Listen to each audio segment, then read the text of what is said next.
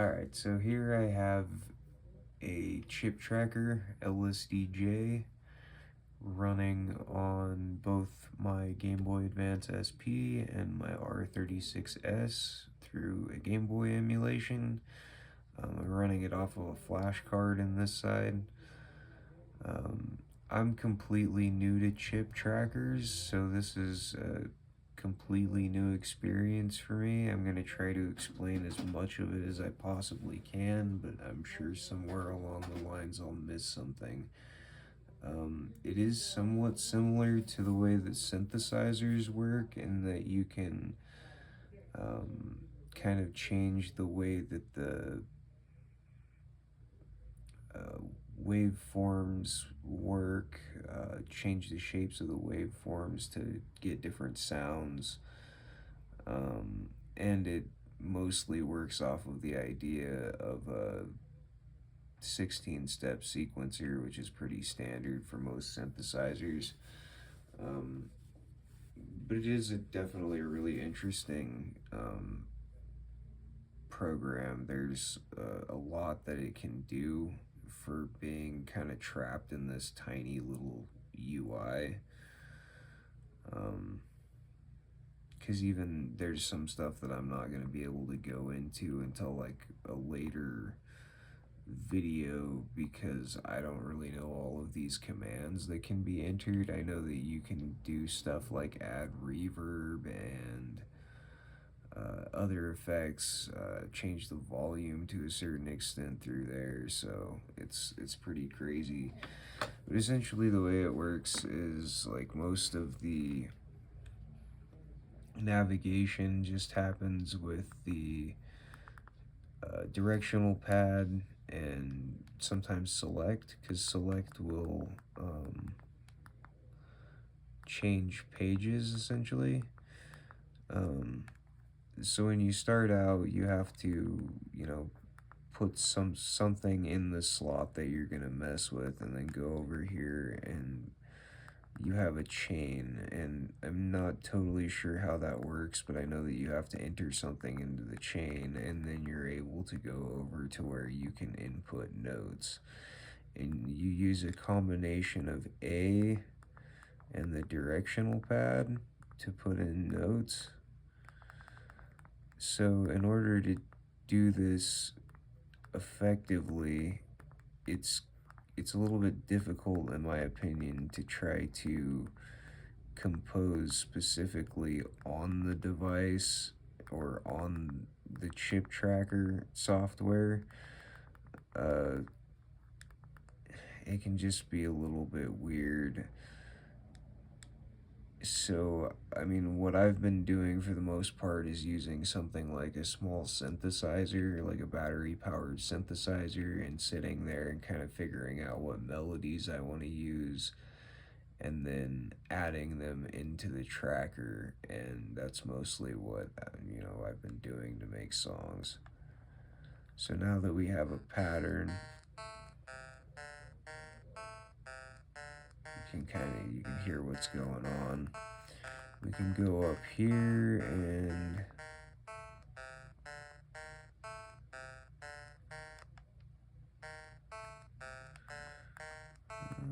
I should be able to change the tempo here somewhere. Okay, there it is.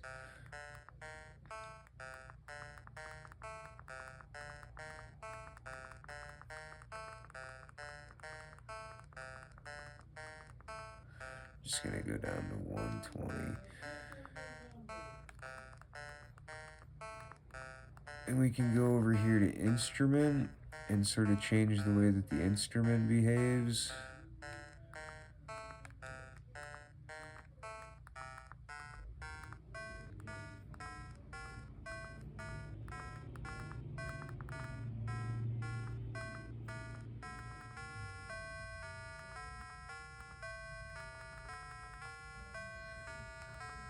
And I feel like all of this is just going to take quite a bit of time. And right here you have 4 tracks, and you can change these instruments. It's set to have 2 pulse waves. I don't really know what the wave is. I think that's an adjustable, like, different types of waves, like what you would have on a analog synth. And then this one is a noise track, and there's also the ability to use like an actual drum synthesizer in here. So now we're gonna start the second pattern, and I'm just gonna do something like really simple, I guess.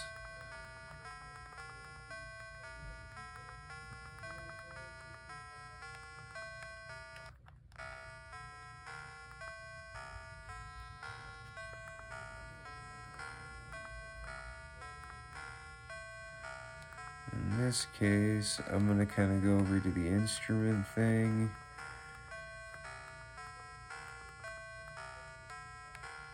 Oops.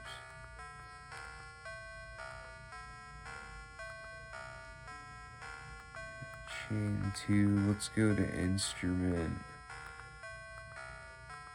So I'm messing that up. You can do A and B to clear.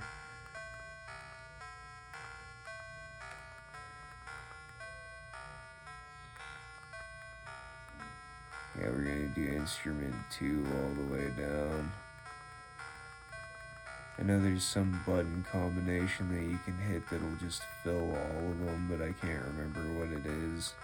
It's surprising how many button combinations there are, for how few buttons there actually are. It's crazy. But here we're gonna kind of just put in something that's a little bit more like I don't know, like a drum or something. And we can sit here and change this. So if we go to wave,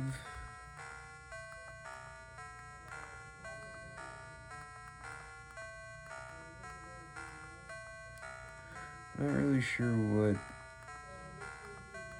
type of wave that is, but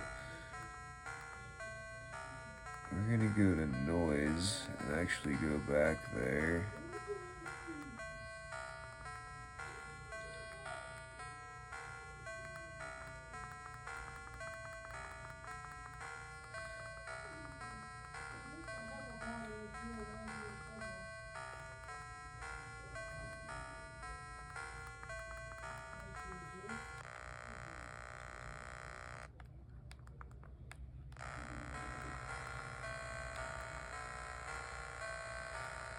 I guess that didn't really work the way that I wanted it to. I think I'm gonna have to go in here and shorten this.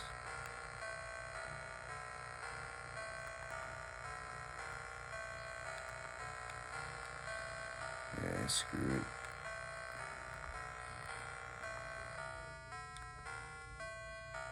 Go here and just kind of make it easy on ourselves.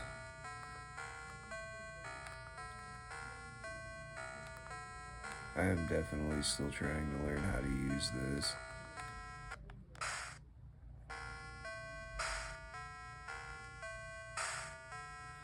So I mean, that's kind of the basic operation. It's a little difficult. I've been able to do a little bit more on here.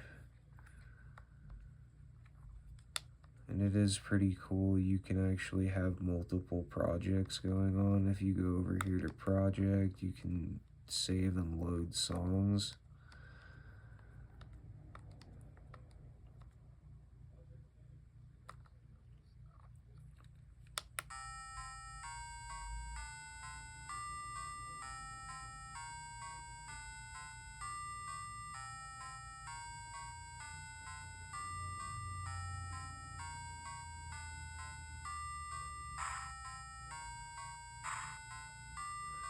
So I mean, it definitely is possible to make songs that have a fair amount of progression doing this, but it just takes a fair amount of work. It's not gonna happen overnight. I'm definitely gonna be making a few albums that are chiptuned through this software, but I don't know if it's going to become something that's like a regular everyday thing for me to mess with. I may eventually get kind of addicted to it like I have with synthesizers, but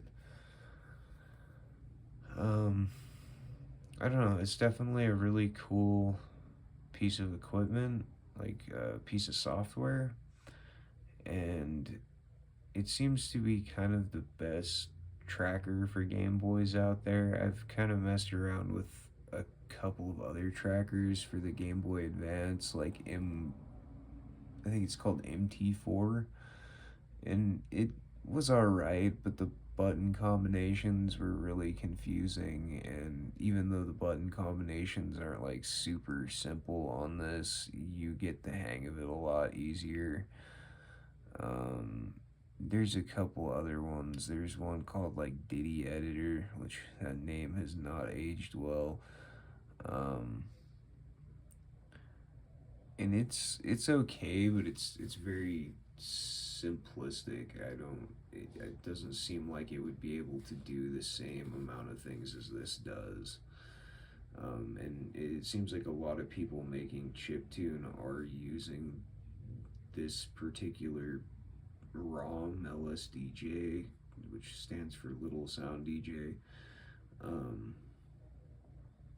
because it seems to run on everything. You can just kind of flash it to a cart or put it in a flash cart or load it up on an emulator or whatever, and you're pretty much good to go. So, at least for the time being, that's going to be it. I probably will have some more to say later, but for now, that's it.